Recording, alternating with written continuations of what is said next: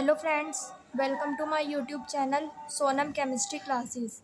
तो फ्रेंड्स, आज से हम अपनी एक न्यू सीरीज़ स्टार्ट करने जा रहे हैं, that is BSc first semester chemistry important question series and this is the lecture number first of this series. तो फ्रेंड्स, आज की वीडियो में हम बात करेंगे कि रेजोनेंस क्या होता है और रेजोनेंस एनर्जी क्या होती है। तो ये आपके एग्ज़ाम के पॉइंट ऑफ व्यू से काफ़ी इम्पोर्टेंट क्वेश्चन है जो आपके एग्ज़ाम में आने के काफ़ी चांस होते हैं। तो बिना देरी किए अपना लेक्चर स्टार्ट करते हैं। तो सबसे पहले फ्रेंड्स हम डेफिनेशन पर बात करते हैं। तो आप देखिए, sometimes it has been observed that all the properties of a compound can not be explained by its single structure, these are explained by its more than one structure. तो friends, chemistry में हमारे क्या होते हैं, बहुत सारे compound ऐसे होते हैं जो क्या कहते हैं, एक से ज़्यादा स्ट्रक्चर रखते हैं। तो ऐसा नहीं है कि अगर वो एक से ज़्यादा स्ट्रक्चर रख रहे हैं तो क्या एक स्ट्रक्चर सही है दूसरी गलत है। बाकी जो उसकी सारी स्ट्रक्चर होती है कंपाउंड की, वो सारी की सारी क्या होती है, एब्सोल्युटली करेक्ट होती हैं। तो ये जो हमारी स्ट्रक्चर होती है इन्हें हम बोलते हैं रेजोनेटिंग स्ट्रक्चर। और जो कंपाउंड होता है, एक्चुअली फिर कंपाउंड कैसे होगा, क्योंकि अगर कोई कंपाउंड हमारा एक से ज़्यादा स्ट्रक्चर रख रहा है तो हम कौन सी स्ट्रक्चर को उसकी कंपाउंड की असली स्ट्रक्चर बताएंगे। तो एक्चुअली जो रियल स्ट्रक्चर होती है कंपाउंड की, वो क्या होती है, इन सभी जो रेजोनेटिंग स्ट्रक्चर्स हैं उनका हाइब्रिड होती हैं। Mean and this phenomena is called resonance. और ये फिनोमिना क्या कहलाता है, रेजोनेंस कहलाता है। अगर मेरी बात आपको समझ में नहीं आई है तो आप अभी एग्जाम्पल से मैं आपको समझाऊंगी। तो सबसे पहले हम एग्जाम्पल से समझते हैं। तो यहाँ पर मैंने स्ट्रक्चर बनाई है कार्बन डाइऑक्साइड की। तो ये क्या है, एक सिंपल लुईस डॉट स्ट्रक्चर है कार्बन डाइऑक्साइड की, ये सब आप जानते होंगे। तो यहाँ पर मैंने क्या लिखा है, यहाँ पर ऑक्सीजन के पास क्या होंगे, दो लोन पेयर होते हैं, हम जानते हैं।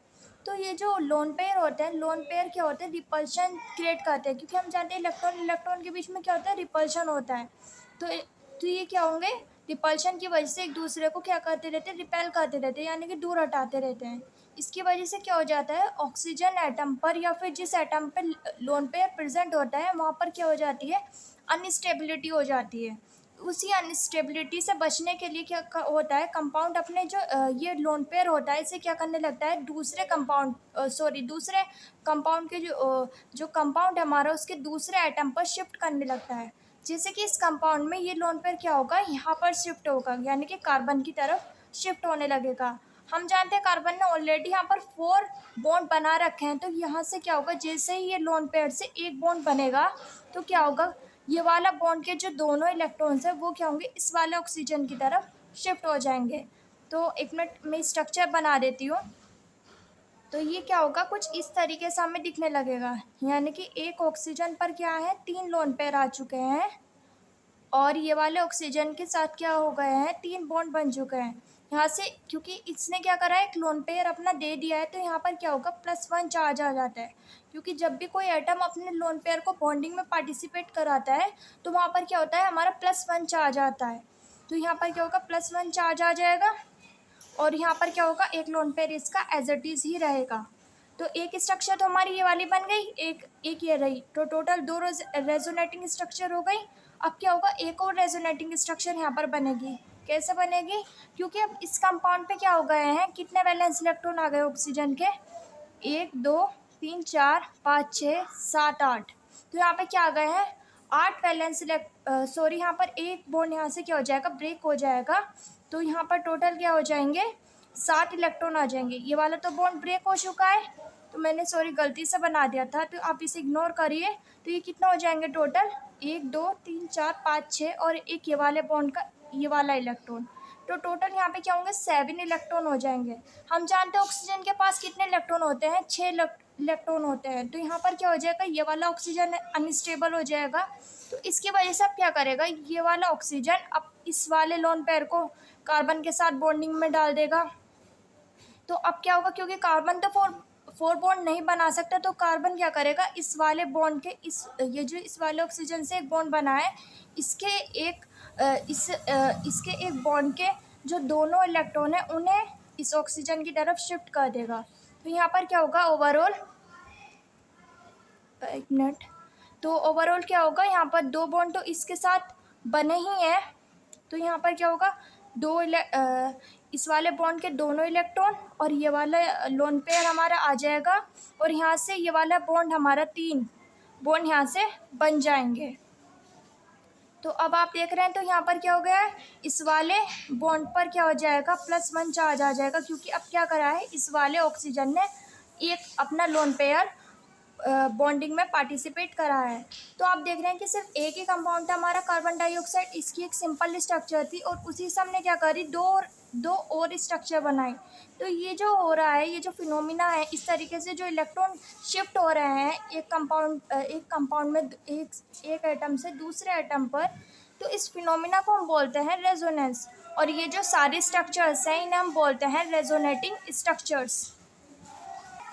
तो फ्रेंड्स, ठीक उसी तरह बेंजीन में भी क्या होता है, रेजोनेंस होता है। तो आप देखिए, इसमें जैसे बेंजीन के हम देखते हैं, ये दोनों स्ट्रक्चर क्या है, बिल्कुल एब्सोल्युटली करेक्ट है।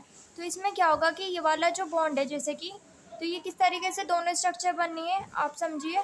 जैसे कि यहाँ पे ये वाला बॉन्ड है, इस बॉन्ड यहाँ पर ये क्या है, ये वाले कार्बन क्या करेगा, ये दोनों बॉन्ड जो हैं, सॉरी, इस बॉन्ड के जो दोनों इलेक्ट्रॉन है वो क्या होंगे, इस कार्बन की तरफ शिफ्ट हो जाएंगे। तो अब क्या होंगे, इस कार्बन पे कितने इलेक्ट्रॉन हो जाएंगे, टोटल 5 इलेक्ट्रॉन हो जाएंगे। तो अब क्या होगा, ये कार्बन क्या करेगा, इस वाले कार्बन के साथ बॉन्ड बनाने लगेगा। यानी कि हम यहाँ पर क्या करेंगे, हाइपोथेटिकल हम सोच रहे हैं कि यहाँ पर क्या होगा, एक बॉन्ड बनने लगेगा, क्योंकि कार्बन क्या है, 5 बॉन्ड नहीं बना सकता। तो ये क्या होगा, ये वाले बॉन्ड के जो दोनों इलेक्ट्रॉन है वो इस वाले कार्बन पर शिफ्ट हो जाएंगे। आप समझें, देखिए, ये वाला बॉन्ड के दोनों इलेक्ट्रॉन यहाँ शिफ्ट है, तो इस वाले कार्बन पे क्या होंगे, 5 इलेक्ट्रॉन आ जाएंगे, टोटल 1 2 3 4 एंड 5। तो 5th इलेक्ट्रॉन कहाँ होगा हमारा, यहाँ पर हम जानते हैं कि ये वाले इन कोनों पर क्या होता है, एक हाइड्रोजन भी अटैच होता है। तो एक इलेक्ट्रॉन वो, 2 इलेक्ट्रॉन ये, और 2 इलेक्ट्रॉन इसके, यानी कि टोटल 5 इलेक्ट्रॉन हो गए। तो ये क्या होगा, अब क्या करेगा, यहाँ पर ये कार्बन अनस्टेबल होगा, तो इसलिए ये क्या करेगा, यहाँ पर एक बॉन्ड बनाने लगेगा इस साइड, क्योंकि इस वाले कार्बन पे 5, किसी भी कार्बन पे 5 हमारे बॉन्ड नहीं बन सकते। तो ये क्या होगा, ये वाले जो इस बॉन्ड के इलेक्ट्रॉनों से यहाँ शिफ्ट कर देगा, तो फिर अगेन यहाँ पे बॉन्ड हमारा बनने लगेगा। तो इस तरीके से क्या होगा, डिस्प्लेसमेंट ऑफ इलेक्ट्रॉन्स होगा, जिसकी वजह से क्या होंगे, ये पाई बॉन्ड शिफ्ट हो जाएंगे, क्योंकि पाई बॉन्ड की, फ्रेंड्स, बेंजीन की जो एक्चुअल स्ट्रक्चर होगी वो इन दोनों स्ट्रक्चर का क्या होगी, हाइब्रिड होगी, जिसे हम क्या बोलेंगे, रेजोनेंस हाइब्रिड बोलेंगे। तो ये क्या है, बेंजीन की एक्चुअल स्ट्रक्चर है, जिसे हम क्या कहते हैं, रेजोनेंस हाइब्रिड नाम से बोलते हैं। तो अब हमने समझ लिया कि रेजोनेंस क्या होता है, और मैंने आपको रेजोनेंस एग्जांपल से भी समझा दिया है। तो अब देखते हैं कि किसी भी कंपाउंड में अगर हमें क्या करना है, रेजोनेंस करवाना है, तो उस कंपाउंड में क्या कंडीशंस हमारी होनी चाहिए। तो 1 बाय 1 हम समझते हैं क्या कंडीशंस होती हैं फॉर रेजोनेंस। तो सबसे पहली जो हमारी कंडीशन चाहिए वो क्या होती है कि all possible structures are written by changing position of electrons, the position of atom remain fixed. यानी कि हम देख रहे हैं कि क्या होता है कि जो एटम, जितनी भी हमारी रेजोनेटिंग स्ट्रक्चर होंगी, उनमें जो एटम की पोजीशन है, उस कंपाउंड में एटम की पोजीशन क्या होंगी, फिक्स होंगी। बस क्या हो रहा है, इलेक्ट्रॉन क्या होंगे, शिफ्ट होंगे एक स्ट्रक्चर से दूसरी स्ट्रक्चर में। आप देख रहे हैं क्या हो रहा है, सिर्फ इलेक्ट्रॉन का डिस्प्लेसमेंट हो रहा है, बाकी क्या है, पोजीशन क्या है, बिल्कुल फिक्स है। तो ये हमारी पहली कंडीशन हुई। सेकेंड कंडीशन है हमारी, the number of total electron remain the same, also each structure must have the same number of unpaired electrons. यानी कि जो कंपाउंड है उसमें जितनी भी रेजोनेटिंग स्ट्रक्चर होंगी, उन सभी रेजोनेटिंग स्ट्रक्चर में जो नंबर ऑफ अनपेयर्ड इलेक्ट्रॉन होंगे वो क्या होंगे, सेम होंगे। तो आप यहाँ पर देख लें, यहाँ पर क्या है, नाइट्रोजन के पास एक अनपेयर्ड इलेक्ट्रॉन है, यानी कि पूरे कंपाउंड में सिर्फ एक ही अनपेयर्ड इलेक्ट्रॉन है जो कि नाइट्रोजन के पास है। तो इसकी जो दूसरी स्ट्रक्चर होगी हमारी, उसमें क्या होगा, अनपेयर्ड इलेक्ट्रॉन क्या होगा, ऑक्सीजन के पास होगा। तो इस वाले कंपाउंड में भी क्या है, सिर्फ एक ही अनपेयर्ड इलेक्ट्रॉन है जो ऑक्सीजन के पास है। तो इसे हम क्या बोलेंगे, तो इसकी वजह से क्या होगा, सिर्फ अनपेयर्ड इलेक्ट्रॉन की जो नंबर है वो क्या होंगे, सेम होंगे in the resonating structures. Third है हमारी, the contributing structures must have almost same chemical energy. यानी कि जितनी भी हमारी स्ट्रक्चर बनेंगी, रेजोनेटिंग स्ट्रक्चर बनेंगी किसी भी कंपाउंड की, वो क्या होंगी, सेम एनर्जी की होंगी। फोर्थ हमारा क्या होता है, एक सेकेंड, फोर्थ हमारा क्या होता है, the greater the number of covalent bond greater is the contribution of the resonating structure.